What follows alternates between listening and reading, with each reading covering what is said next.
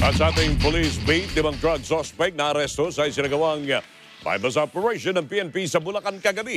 Halos kalahating ₱1,000,000 halaga ng shabu na kumpiska sa mga suspect. O'Neil Manuel sa detalye. Naaresto ng pulisya ang 4 na drug suspect sa isinagawang bypass operation sa barangay Tongkong Mangga sa Bulacan. Kinilala ng San Jose del Monte City PNP ang mga suspect na sina Rowena Lorete, David Olivia, Reynaldo Escobar at Reynan San Felipe. Nakumpiska sa mga suspect ang 12 gramo ng hinihinalang shabu na may street value na 86,000 pesos at na-recover sa kanila ang 13,000 pesos na budel money. Nalaman ng mga pulis na may kasama pa ang suspect kaya agad silang nagsagawa ng follow-up operation sa bahagi naman ng Barangay Graceville sa San Jose del Monte City.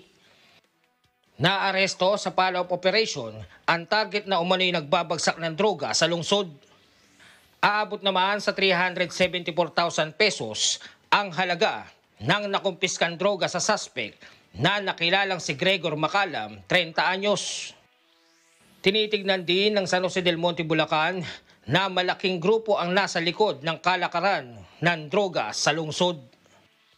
Para sa Eagle News, O'Neil Manuel, we live in interesting times.